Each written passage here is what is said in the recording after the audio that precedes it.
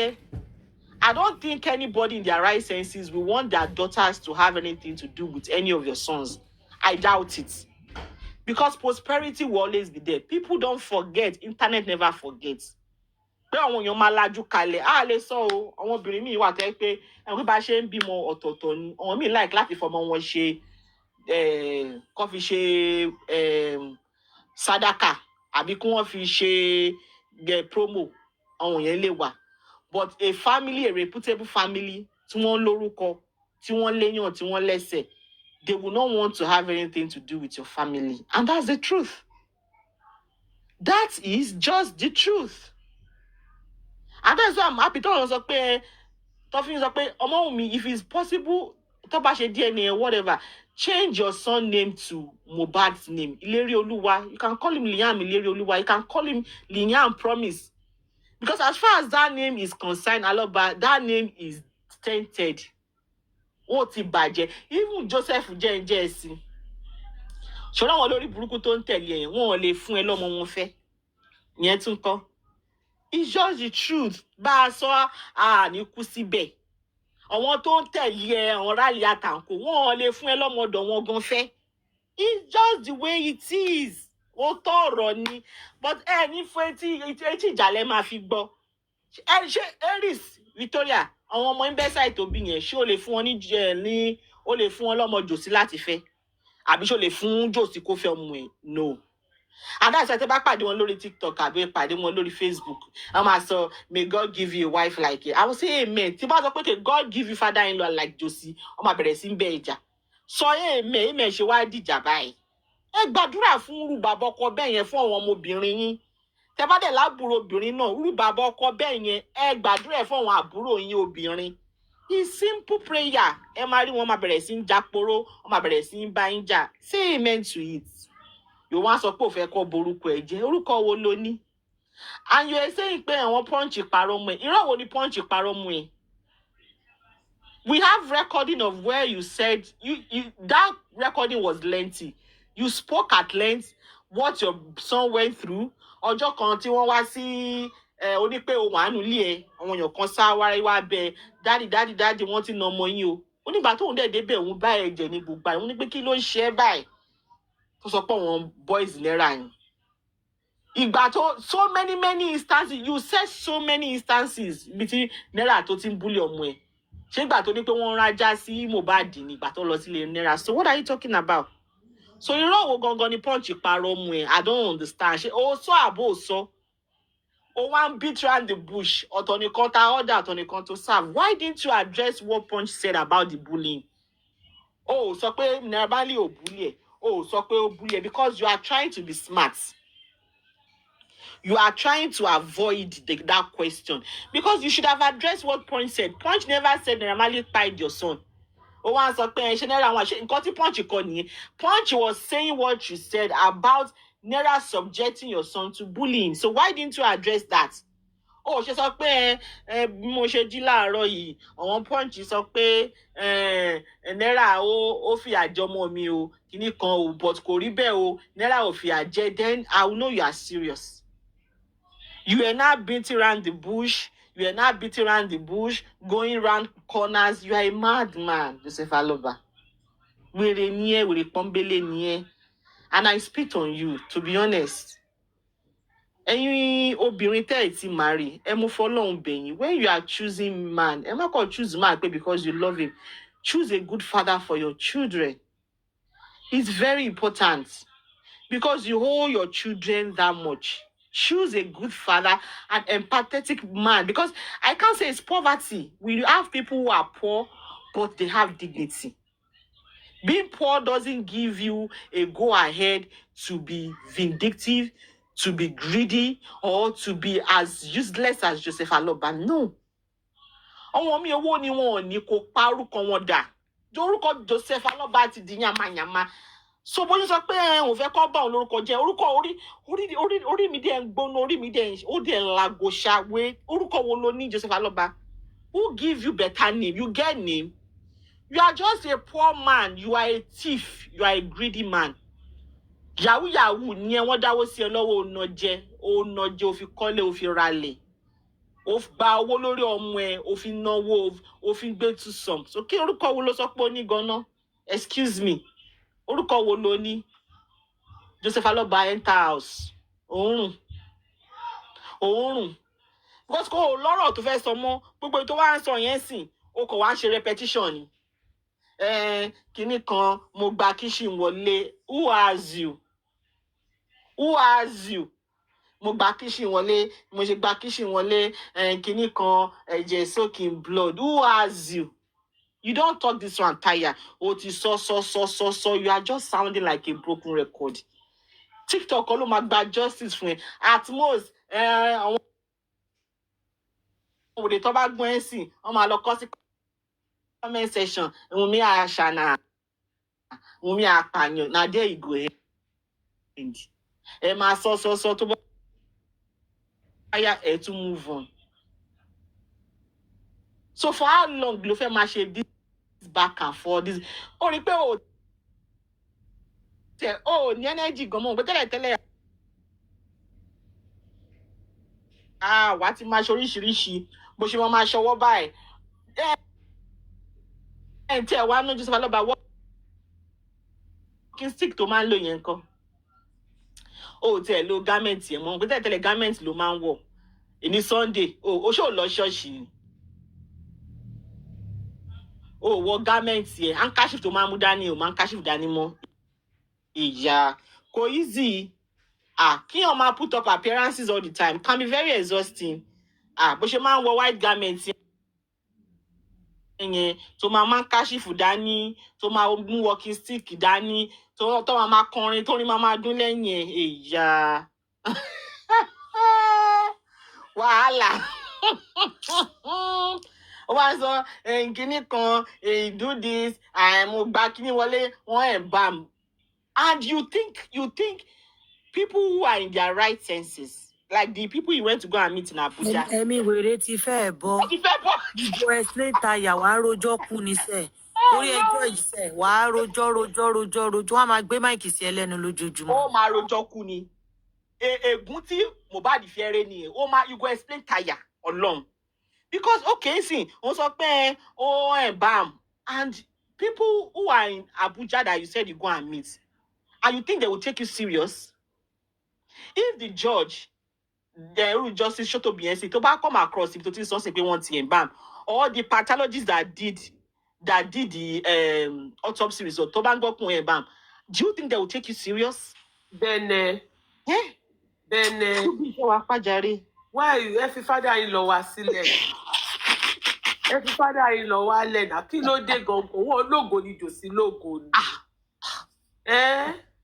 No, should be me. Máa gbọ́ náà kí okay, ẹ̀yin sìn kí Joseph Aloba wá bá yín l'Abuja ń sìn. Bẹ́ẹ̀ni ID kí Joseph sọ fún mi pé wọ́n bá mu mẹ́. Kí lẹ máa ṣe? Ẹ̀rí ni pé kọ́ bọ́ńdù ẹ̀ jáde ní ọ́fíìsì. Ẹ wo bẹ̀rẹ̀ tátà bá sápá mi lórí iṣẹ́ kó mo ṣẹ̀fẹ̀ jọ tátà bá sápá mi lórí pẹ̀rẹ̀. Ṣùgbọ́n mi wọ̀rọ̀ mi take me serious. Nǹkan bá bá ní ṣé tí irú tó bá bá yín sìn pé okay o good afternoon sir, please Mohbad father dey embalm my son. Mohbad's dad. Ní pé kọ́ wọn security kọ́ bá yín jù síta.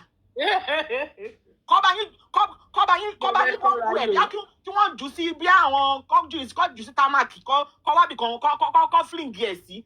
Àbí kó lọ bá wọn sí pé please. O ti jẹ́ kọ́rọ̀ Mohbad gan sú àwọn èèyàn. I'm telling you.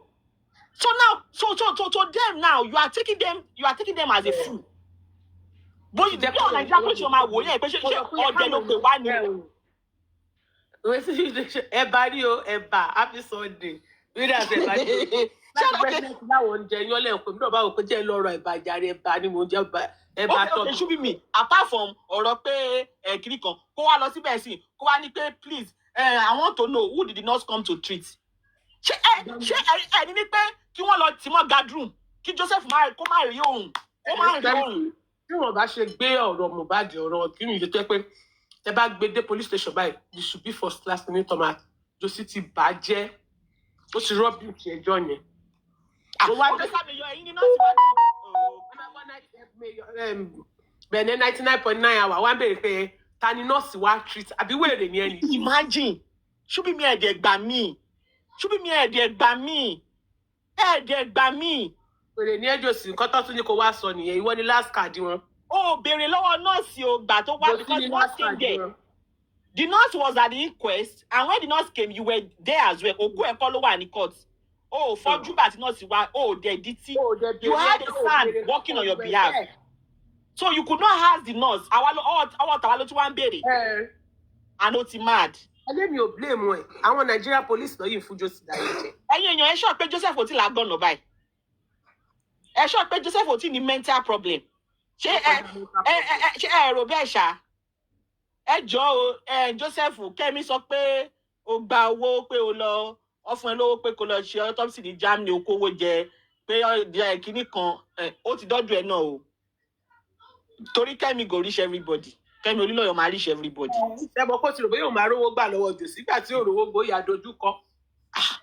Ẹ̀yin èèyàn ṣe rí ẹ wo I will forever be grateful for the kind of family I'm from. Orí family bá ṣe ná.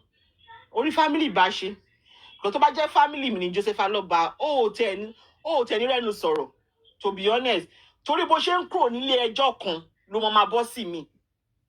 Gbogbo owó tó pa yẹn wàá fi ṣẹjọ́ ni. Orí family bá ṣe ná. That's just your saving grace. Orí family bá ṣe, to be freaking honest. Ọlọ́run gbọ́. Orí family bá ṣe.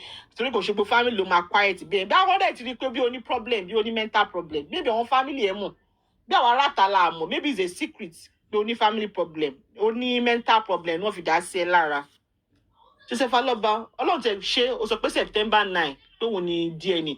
Fún àwọn ọmọ ìránṣẹ́ ìṣù tó wà lórí social media tó máa pariwo pé DNA is a must. Ṣé bó ti fún wọn ní date by September 9. Gbogbo wa la máa wà láyé ju gbà yẹn gan lọ lágbọ́rọ̀ Ọlọ́run. September 9 ti dé tán now. Today is August 24, right? Before you know now, September 90 day. Because everything that has a beginning must have an end. Ọ̀rọ̀ DNA yìí, ó ṣáà máa wá sópin.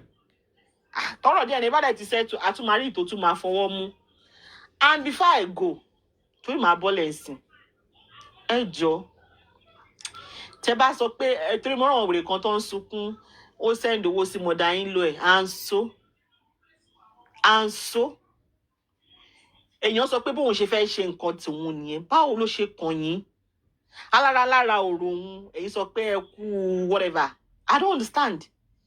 Tó bá pa owó, tó bá òun kó fowó ẹ̀ lọ jó gẹ̀lẹ̀dẹ̀. Tó bá òun kó pa owó ẹ̀ kó lọ jù sí kànga. Tó bá òun kó pa owó ẹ̀ kó wá dáná sun, kó wá kó èrú ẹ̀ kó máa lọ fi fọyín pot. How is that your business? Nigeria ni mo ti mọ̀ pé wọ́n ní bẹ́ẹ̀ ṣiṣẹ́ ẹ̀ bọ̀. Ọlọ́run máa sọ bó ṣe máa pín owó ẹ̀. Bó ṣe máa ná owó. Nàìjíríà ni mo ti rí pé wọ́n máa rí náà tó. Wọ́n máa bẹ́ẹ̀ sẹ́ni tó yẹ kó fún ẹni tó yẹ kó bẹ́ẹ̀ gbà ẹni tí ò yẹ kó bẹ́ẹ̀ gbà. Nàìjíríà ló máa sọ pé ẹ pé owó yẹn báyìí. Why this man is a reckless spender? Why kí ló fi ra aṣọ $10,000? Kí ló fi ra bàtà $10,000? Are you mad? Kí ló kọ́ yín bẹ́ẹ̀? That's why I say Nigeria any other city gone. And it's because the rate of unemployment in Nigeria is staggering. Most people don't have jobs. They don't have what they are doing. And that is why you are so interested in what people do with their respective lives. Kí ló kàn yín? Ó fún mother ẹni oníbà yín debunking bí báyìí ó fún mother like ó fún mother in lo. Ẹ lọ gbà lọ́wọ́ mother in lo ẹ̀ náà. Tó bá tó bẹ́ẹ̀ ẹ lọ gbà lọ́wọ́ ẹ̀. I'm not going to debunk here. Joseph Aloba, two ọba bíi pé $72,000. Dúró Mohbad tí wọ́n rí yẹn, ó worth $72,000. Pé wọ́n á bí kan. Sue them to court. Tó bá dẹ̀ ti sue wọn ní court, kó lọ ṣàlàyé ní court the right that you have to sue for that money. Bóyá àwọn ni Joseph Mohbad bí ni o, bí àwọn ni next of kin ni o, wà lọ ṣàlàyé ní court. Gbogbo ẹkún tó ń sun yìí kò bá anybody. What concerns you? It concerns you. Kí ló kàn ẹ́ bẹ́ẹ̀? Ó fún mother-in-law, kí ló kàn yín? In a marriage, sometimes the wife is the better manager when it comes to finance. Sometimes it can be the husband that is the better manager. And they will come to agreement, okay, you'll be in charge of the finance. And the husband might even be anymore. But my interest, okay, you really see my husband is good when it comes to finance. Me, I'm a money spender, let me. But my husband is good with finance. So if I'm to say, okay, let somebody be in charge of finance, it will be my husband. But èmi ò tẹ ọkọ mi mọ̀ yín kódà èmi ò fowó mi báyọ̀ ṣeré máa mówó mi dání ni màá tún bá náà tiẹ̀. You get what I'm saying? But if we decide, okay, we want to keep an agreement, and I decide, okay, you take the wheel, how is that a biggie? Ó fún mother-in-law ẹ̀ lówó, ẹ̀yin mọ̀ nǹkan tó fi ń ṣe ni, bí ó ń bá wọn ra lẹ̀ ni, mọ̀ bí ó ní investment, you don't know. And even kí ló kàn yín? Is Mohbad a retard? Is he an imbecile? If you decide people ṣe fẹ́ ṣòwò òun nìyẹn, is it swear it any now? He worked for it. And if you feel pé èèyàn tó ń trust pẹ̀lú owó, báwo ló ṣe consign ni? Èwo ló kàn yín? Ṣebí majority of ẹ̀yin gan, ẹ̀yin married men tẹ́ wà lọ́dọ̀ Jossy náà, ṣebí side chick yín lẹ̀, ọwọ́ side chick yín lẹ̀ ń dáwó sí. Side chick yín ló mọ ibi tí gbogbo property yín wà. Òun ló bá yín supervise building yín ní Nàìjíríà. Ẹ̀yin àti ìyàwó dẹ̀ máa wà nílùú òyìnbó. Side chick ló máa supervise building project ní Nàìjíríà. Ta ló mú yín sí? I don't know. Mi mọ̀ báwọn èèyàn ṣe máa lo paracetamol lórí headache. You use juju for her. Ẹ̀yin náà ló lo juju now. Go use juju for your husband. Make you use am for your wife. They all person for that. Wèrè làwọn èèyàn o. Especially some Nigerians. Ẹ̀yà wèrè gan. Ọ̀rọ̀ tó because insecurity ń ṣẹlẹ̀ ń sìn o ní East o. Tó ń kidnap àwọn èèyàn, tó ń pa àwọn èèyàn ní East. Ilẹ̀ Hausa náà kò sí rest. Mo fẹ́ lè sọ pé ilẹ̀ Yorùbá ni ló fẹ́ lè settle. The eastern part and the northern part of Nigeria is in chaos. You are not worried about that. You are not bothered about that. You be Mohbad tó yẹ pé a grown-up man, a family man decide to spend his money, or who he decide to entrust his money with. Only problem with any misplaced priorities, Nigerians. Misplaced priority ló ń bá yín jà because mi mọ̀ ṣé tó ń pín tán ajá kó kan lè mọ́mù ni. Ṣé tó wọ́n yẹn sì tó wọ́n bá tẹ̀ pín $70,000 bẹ́ẹ̀ tó pé wà ń bẹ̀ o. Torí èmi ò mọ ibi téèyàn ti ní $70,000 tẹ́ pé lèmi rẹ́ǹtì ló ń gbé o. Tó yẹ pé ilé ọ̀rẹ́ ló ń gbé o kó tó lọ gba ilé mi rẹ́ǹtì. Tó yẹ pé kò lè sanwó cash. Ó ní láti máa lọ deposit owó mọ́tò ń san díẹ̀díẹ̀. Èmi ò mọ o. Bóyá ẹ̀dẹ̀ mọ meaning $70,000. Maybe you don't know. So some people just like to call figures. They don't even know the figures. Bóyá ẹ mọ what $72,000. I don't know. Bóyá ẹ mọ nǹkan tó jẹ́ $72,000. Mohbad dẹ̀ ń gbélé mi rent. He couldn't buy house cash. Pé okay ẹ gbà. Tó bá tẹ̀lé pé okay òun kò lè ra rented properties kó fún àwọn èèyàn síbẹ̀ kó máa gbowó. Kò lè rọ́jú já bẹ́ǹsì fún ìyàwó ẹ̀. Kò lè lọ sọ pé kí ìyàwó òun lọ bímọ sí Canada àbí kó lọ bímọ sí America. Àánú lórí burúkú ni wèrè ni. Mo ti sọ. Wèrè ni. Ẹ lọ gba owó yẹn. Ẹ lọ gbà á lọ́wọ́ ìyá Wùnmí. Ẹ wọ plane lọ. Erisi kúkú ń gbé l'Amẹ́ríkà. Suzy ọlárùn ọpọlọ ìwọ náà gbé l'Amẹ́ríkà. Wọ bọ́ọ̀sì bóyá pé plane ni. Wọ lọ síbi tó yà mú. Ẹ lọ gba $70,000 yẹn. Ẹ lọ gbà. The right that you have. Ẹ lọ gba owó yẹn. Èmi ò ní bá yín debunk. Tẹ́ bá ní ó ní $70,000 wàhálà tí yín nìyẹn. Go and collect it. Ẹ lọ gbà. Ẹ̀yin nuisance. Ẹ̀yin aṣèrè. Ẹ jọ yín tèmi sí mi. Èmi náà mi sí yín o. Ẹ̀yin tẹ́ ẹ sọ̀rọ̀ comment section mo mi sí yín. Ó kọ́ yẹ pé kò ń ṣẹjọ́ mi ọkùnrin mi ti balẹ̀ ni. Wùnmí ò gbé mi lẹ́mìí gbóná mọ́. So soft life flower sìn. But I always èmi máa ń wá sí ìgbà yìí tó bá ti dọ́wọ́ alẹ́ tó wọn sàpàtà ṣúbí mi tó bá ti ń bẹ̀rẹ̀ back and forth wọn èmi máa like máa gbọ́ àbí kákan máa ṣe fẹ̀ pé màá máa gbé mi wọ́n mọ̀ mi settle rí bọ́ ọmọ mi ṣe fresh ni last video tó ń ṣe tó ń báyàn polówó perfume ó bọ́ ọmọ mi ṣe fresh ó dàbí fresh ẹ mọ bread today's bread ó fresh ó ọmọ mi kán ọmọ mi má gazọ lọ the Lord is your strength kò sí kan tó máa ṣe é Joseph máa wá ó máa sunkún ó máa rojọ́ ó máa explain tire ó máa rojọ́ kú ni so and kí tó lọ mo fẹ́ pa yín lẹ́rìn ó sọ pé Eris sọ pé ẹ̀yàn mi ò bẹ́ẹ̀ ti gbọ́ kínní yìí o Eris sọ pé Wùnmí lọ sí ibo ló lọ náà ó dàpọ̀ lọ sí Niger Delta àbí ibo lọ́nà ó lọ pé ó pàdé ọkùnrin kan lórí social media pé Wùnmí wá gbé kẹ̀kẹ́ márúwá lọ sí ṣe Delta State Owó ẹ ti ya wèrè ọlọ́gbọ́n. Olóògùn kú ní Aries. Kò tí ẹ rèé tí wù mí dáadáa rárá. You want feeling make you laugh now. Olóṣì. Ọmọ yìí ṣá. Ṣé ọ̀rọ̀ pàdé mi lẹ́bí ń ṣe ẹ̀yẹ ìyé mi ò láìkẹ́ o. Pé ó wá lọ sí ó wá gbé kẹ̀kẹ́ márúwá èèyàn tó ní $72,000 ní o ló gbé kẹ̀kẹ́ márúwá lọ bá ọkùnrin lóòótẹ́ pé ọkùnrin kan tó wù mí pé èló ló máa gbà wọ́n sọ pé òun ò tiẹ̀ nídìí owó ẹ̀ o òun kò wáyà tó máa bá òun sùn ní o òun ò nídìí owó ẹ̀ o òun kò wáyà tó máa bá òun sùn ní o pé pé ń tó lọ́rọ̀ kan o àwọn máa wù mí sí ó kọ̀ lọ free of charge kẹ̀kẹ́ márúwá ló gbé lọ mi ò lè afford the taxi o $72,000 kò lè fi kò lè ra mọ́tò o kò lè ra kankan èèyàn tó ń tarun 500,000 tó ń tarun 1 million kò lè afford kíni o kẹ̀kẹ́ náà pep ló gbé lọ síbẹ̀. Aries jọ ń fẹ́ bèrè kọ́sì. Fún lówó ni àbí òwà ń tiẹ̀. Àkúrẹ́ ẹni sùúrù Aries fẹ́ bèrè kọ́sì kan lọ́gbọ̀n jọ nítorí Ọlọ́run na you get àtòtò. Tó bá wọn ọmọ mi kó fi òbò ẹ̀ kó fi ṣe ọmọ promo e no concern you.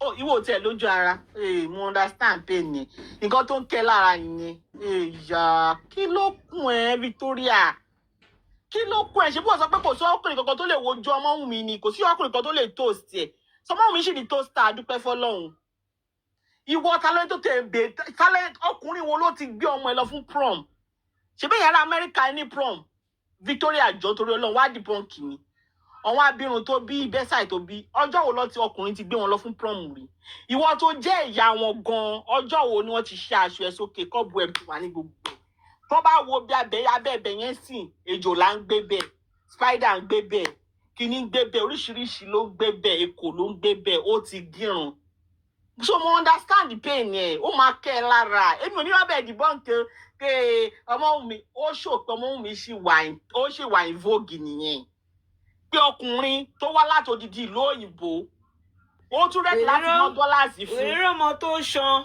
tó tún rẹ́dí ó tún tó máa fún ojú ẹ̀ ṣáná òun kọ́dà gan ní pé sílẹ̀ pé wèrè sọ pé bí i $30,000 àbí $30,000 ló sọ pé òun fẹ́ sọ fún ọmọ òun mi jọ Aries àwọn ọmọ tiẹ̀ gbà tó máa jábàálẹ̀ wọn ṣó mọ McDonald's ṣó mọ £5 meal yẹn òun mà lọ fi jábàálẹ̀ wọn burger chips àti drink. So ọmọ wù mí tẹ́sán pé no Nigerian man will look at her kìíní kan so a man was ready to pay dollars. Kókò rí pátẹ̀ adúpẹ́ fọlọ́hun Victoria adúpẹ́ fọlọ́hun o adúpẹ́ fọlọ́hun o a ti máa lọ ṣe Thanksgiving. Aries you can't shame the shameless ṣó ti yẹ òun ló ní nkún ẹ̀ ọmọ kan tó yìnbọn máa ń pè ní private part ló máa ń pè. What does that mean? It's yours and yours only. Whatever you decide to do with it is your freaking goddamn business. So I don't ṣé wọ́n mú yàn pé yàn fún yàn ní nǹkan abẹ́ ẹ̀jẹ̀ ni ṣé wọ́n mú yàn sí ni ṣé wọ́n mú yàn sí ni because mi mọ̀ bó ṣe kẹ́ ẹ lára tó wá ń sunkún lórí social media bí ọmọ inú ẹ. Even after the whole hula baloo, a man still find her attractive and ready to pay her. Ha! Victoria, ó jẹ́ kó máa lọ sunkún ni. Torí kò sí nǹkan tó ń béèrè àwọn ọmọ tiẹ̀. Kò sí nǹkan tó ń béèrè àwọn ọmọ tiẹ̀. Kò sí nǹkan tó gbé wọn lọ fún prom. Even dinner night gan, bóyá night at the cinema, kò sí nǹkan tó béèrè gan. You are just a mad woman. Ìwọ náà lọ sọ pé Wùnmí o ó kó Mohbad jẹ so you are telling me that Wùnmí cannot afford to okay tó bá ní pé ò ní mọ́tò àgbà àníbẹ̀ debunk Wùnmí ò ní mọ́tò àgbà fọlọ́hún àbẹ̀ debunk so she doesn't have money to take Uber. Victoria get a life ṣorí pé ọ̀rọ̀ rẹ̀ akọ̀ fi ṣe èyẹ ń bì báyìí because ọ̀rọ̀ ẹ ti èmi mọ̀ pé ó ti stoop to that level o. Èmi ò tiẹ̀ mọ̀ èmi rò bá gbogbo àrùn àwọn ọ̀rọ̀ wèrè bẹ́ẹ̀ yẹn ọ̀rọ̀ lámbà bẹ́ẹ̀ yẹn èmi rò bí àwọn ọ̀rọ̀ the likes of Lati the likes of Comfy àwọn yẹn ló máa ń ṣe nonsense me I don't know that you stoop to that level ó ṣe pé depression yẹn ó ti affect ẹ gan o ó ti di nonsense ó ti di nuisance ó ti di rálá ó ti di rédèrèdè sórí social media So orú ọ̀rọ̀ nǹkan tí láti máa sọ tá máa bá láti wí pé láti tútù bẹ̀rẹ̀ àgànná láti tútù bẹ̀rẹ̀ tá máa fi ṣe yẹ̀yẹ́, that we say because everybody know that Lati is mentally slow. So you are now the kind of things that Lati will be saying, that people will be laughing at Lati. The things that the likes of Comfy will be saying, that people will be laughing at her. You, Victoria, 30 years in America, I'm educated, mo kàwé, you are not involving yourself in it. Because what you talk for, you've tried everything in humanly possible to put Wunmi behind bars. Now you've moved to character assassination. That is the worst you can do. But you can't shame somebody for doing whatever he or she wants with her body parts. It's none of your business. Shoti ye, Wunmi kolo ma ko enjoy your unko. Ate dupe po mo wa nse lakri boto, on yan she find it attractive. We thank God for that. Victoria o te ni kiyan te gbe e bo te je $2 ko te fi lu e. Jo baby ko te fi $2 ko fi lu e. Abi ko fi chicken and chips ko te fi japata die o de jo Victoria mo follow be. Ọmọ nu e o wan sọ nǹkan tó ọmọ boy bo ṣe. Oh Jesus man. Ah, Victoria, get a life oh. Because I call on live you. Get a freaking life. Get a freaking life. You are not a laughing stock. Mo lọ kọ́ mi pọ̀rọ̀ tó lọ sọ yìí, ó ṣe lọ sọ lórí group lórí platform Papariano. Torí o ti mọ̀ pé Papariano máa mẹ́sẹ̀. Ó máa ṣùṣẹ́. Ó máa ṣùṣẹ́ pé I thought you put yourself pé ìwọ ló wà lókè ń bẹ̀ yẹn, ìwọ ló lajú jù, ìwọ ló ṣe gbájú. Ó yàtọ̀ sí. Ó dà pé Láti gan ti lọ́pọlọ jù ẹ lọ báyìí sí. You are now involving yourself in oh Jesus, so disgraceful. Ojúgbà mi tì fún ẹ. See what you've reduced yourself to. O ti try petition, no way. Abuja, no way. O ti try Lagos State, no way. O ti try all sorts of things. Nothing is forthcoming. Now you've moved to character assassination. You've moved to conspiracy theories. You are welcome on board, Victoria. Wọ́n kọ́ ló máa kọ́ sọ. Wọ́n ti sọ ìtọ́jú bẹ́ẹ̀ lọ. Gbàkan ní wèrè kan wá tó sọ pé òun ní nùdù mi lọ́wọ́. Wèrè kan àlòkù Island. Ó lọ ṣe ọmọ wèrè kan tó deport láti Island tó lọ sí UK. Ìyẹn náà jáde ń gbà yẹn. Òun máa ṣe show. Lágbájá èmi gan mi sí o. Òun máa gbé nùdù jáde. Òun máa ṣe gbá. Òun máa ṣàwo. So you will not be the first and you will not be the last. You guys should bring it on. Bring it on. Àwa máa fi yín ṣe ẹ̀yẹ ń bì báyìí. Yìí tó bá dẹ̀ máa deserve pé á fún yín lé pé ìtàbá dẹ̀ pé ká dẹ̀ drag yín, á máa drag yín. But you guys are not even worth the hustle. You are not worth the hassle. You are not worth the hassle. Ó wá ń sunkún pé ọmọ a young girl in her 20s decide to do because èmi ò níbẹ̀ debunk pé kìíní kan irọ́ ló ń pa o. We've gone past that level. But I'm saying pé kí ló pé what's your business? Oh, dẹ̀ kọ́ wá tọrọ ọmọ tiẹ̀ gan. Kọ́ tiẹ̀ gbé ọmọ ẹ lọ, kọ́ tiẹ̀ lọ ra chips fún, àbí kọ́ ra Happy Meal fún ní McDonald's. Àbí kọ́ wọ́n tiẹ̀ gbé lọ, kí ló tiẹ̀ cheap jù? Restaurant wo ló cheap jù gan? McDonald's náà ni. Àbí kọ́ tiẹ̀ gbé ọmọ ẹ lọ, kí wọ́n tiẹ̀ gba pátánì wọn, ká tẹ̀ mọ̀ pé wọ́n pé lóbìnrin. Wọ́n á sunkún, ó máa kékù ni. Ṣé wọ́n sọ pé no man will look at her, no man will marry her. No man no shana. No man will find out Twitter. No man no shana machete. Sure. Rí burú. Lóṣì. Our market. Ṣé bẹ́ẹ̀ tí lọ rí challenge tó ń ṣẹlẹ̀ ń ṣe ọmọ mi WhatsApp. Ẹ̀rọ àwọn fine girls tó ń ṣe ọmọ mi WhatsApp. Kò ń ṣe àwọn smell o. Kò ń ṣe irú àwọn àdùkẹ́ yẹn o. Come and get one, buy two free o.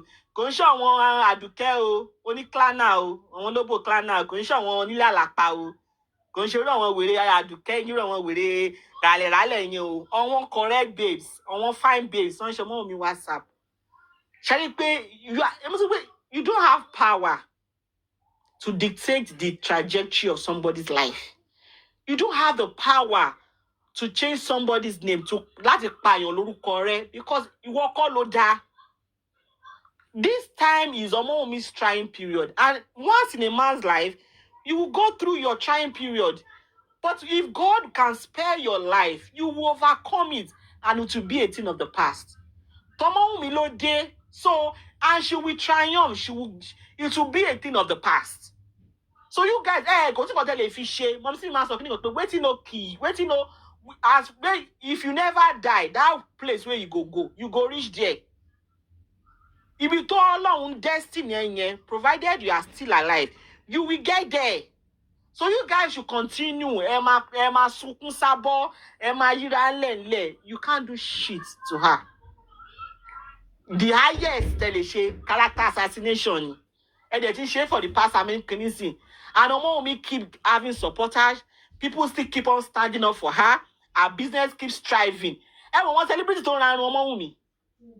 Everyone celebrity to back polo oje. She ariwo were yin she oje anywhere. Ariwo were yin she ri pe kò kọjá TikTok, kò kọjá Facebook. Ẹ ma keku ni. Wallahi. Ẹ ma ṣe kíni, ẹ ma keku ni. We're just celebrate baby wa jare yan. Mo ní tí wá kí yín ni o. Big brother Lily, àwọn náà ti call you, wọ́n ti show love. Show love. Big brother Lily, ó ń pàtẹ́wọ́ inú ẹ̀ ti dùn pa.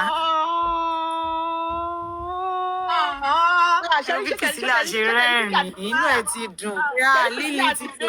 You understand? Me mo. Like ẹni tó pariwo bí Priscilla gan ṣe ń pariwo ká Lily ti pè mí o. Bẹ́ẹ̀ jẹ́ àtúnwò sí. Ẹ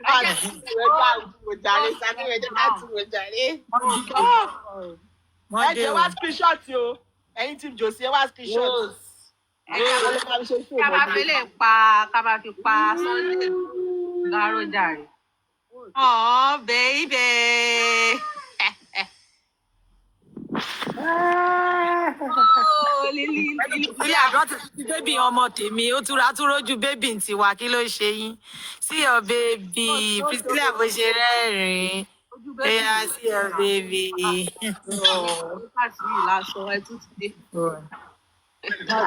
Ayọ̀ abara tí rí akárí o.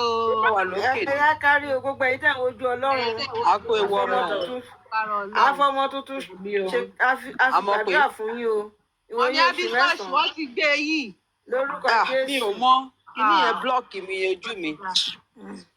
Congratulations to we o. A dúpẹ́ lọ́wọ́ Ọlọ́run. A dúpẹ́ lọ́wọ́ Ọlọ́run. I'm so happy. Bẹ́ẹ̀ni báwo ni iṣẹ́ ti sọ̀rọ̀ tó kí n sáré sọ nǹkan tó wà lọ́kàn. Mo náà sọ àìgbọ́n sọ mà. Ọmọ yín lórí pláfọ́ọ̀mù ṣe wà pa mà. Mo wà okay. Ọ̀rọ̀ jò tí ò dùn mí mọ́, mo ti give up lórí ọ̀rọ̀ bọ̀bọ̀. Wọ́n ní ká ṣe bó ṣe wù yín. Lára dọ́tà get platform. Ọmọ mi lè já mi lẹ́sìn o, ẹ má má jẹ́ ń yọ̀ láyọ̀ jù. Ẹ kú lé o, Olúwa ṣe o. Ẹ káàbọ̀. A kú ìwọ ọmọ ìní o. Mo rí lórí Instagram, mo ní irọ́ jẹ kọ́kọ́ wá lé kí wá béèrè dáadáa, kí má ti lọ wá pọ̀. Kò tí ì tó 1 hour gan. Wá, Olúwa ṣeun, Olúwa ṣe àdúpẹ́. O jẹ́ kí mọ̀ràn ta kó ṣẹ lọ́mọ yìí lórí. Ọlọ́run àti mọ̀ bẹ̀rẹ̀ ànímọ̀pin ẹ̀ lágbára Ọlọ́run. Ọlọ́run máa ṣe láàrídùnnú ọmọ. Kò ní ní wàhálà kankan, kò ní ní dààmú kankan. Kí nǹkan tó bá ń rìn káàkiri láyé àwọn ọmọ lọ́wọ́lọ́wọ́ ẹ̀ kò ní dénú ayé ẹ̀ lágbára Ọlọ́run. Àti gbóhùn ẹ̀, ó máa gbóhùn wá, ó máa mọ̀ wá, ó máa mọ̀ yé, ó máa mọ̀ bàbá ẹ̀. Àwọn bàbá àti yé ò ní ṣánkú. Gbogbo ìmọ̀ràn tápátá lórí ẹ̀ ọmọ Priscilla, Ọlọ́run ó ti bá wa sọ́dà sán. Gbogbo àwọn tó ti ń wò pé báwo ló ṣe máa ṣe kiri lágbára Ọlọ́run ó ti bá gbogbo ọmọ wọn jẹ́ lórí ọmọ yìí. Ọlọ́run má jẹ́ ká fojú sunkún ẹ̀ o, má jẹ́ ó kú mọ́ wa lọ́wọ́, má jẹ́ káwọn tiwa náà kú, má jẹ́ kán ṣọ́kú. Ayọ̀ ìdùnnú òun ni kó máa ṣe fún wa lọ́run, kó bá wa ṣọ́, kó bá wa wò, kó dàgbà, kó yanjú. Èmi ni autism kìnìkan gbogbo ẹ̀ Ọlọ́run má jẹ́ kí kankan ṣẹlẹ̀ sí, jẹ́ kó pé ṣágálá kárí mú yangàn kóun náà lè mú wa yangàn. Ọlọ́run àwọn tó wá wojú ẹ̀ fọmọ, Ọlọ́run bá wa fún wọn lọ́mọ, àwọn tó wojú ẹ̀ fọkàn fún wọn lọ́kọ. Gbogbo àwọn tó diwọ́ disẹ̀ sínú, mo sì ní méjì lákàtà mi.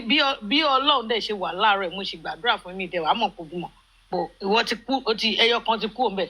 Ìwọ ẹnìkan tó kù àtàwọn tí mo mọ̀ rí tán diwọ́ disẹ̀ sínú ní gbogbo àgbáláyé, Ọlọ́run máa bá mi sàn wọ́n láyọ̀ àtàláfíà. Omi òkú ẹ̀jẹ̀ òtò Ọlọ́run ní jẹ́ kó ṣe tiwọn lágbára Ọlọ́run. Ẹ ṣé o. Ta ló ní fòun sínú àdúrà yẹn? Náà sẹ̀mí náà láyọ̀ àná. Àmì o, inú mi á dùn sí Jésù. Canada ti yá. Ó máa bá ń gbà bébí gẹ̀ẹ́lì wa látijọ́ ìwọ̀n tó ní bọ̀dá. Ó ti ẹ̀tọ́ àánú bọ̀dá yẹn ṣe nítorí àwọn èèyàn. àwọn ọkùnrin méjì ẹ̀yà wọn lọ́mọ àtẹ̀lé.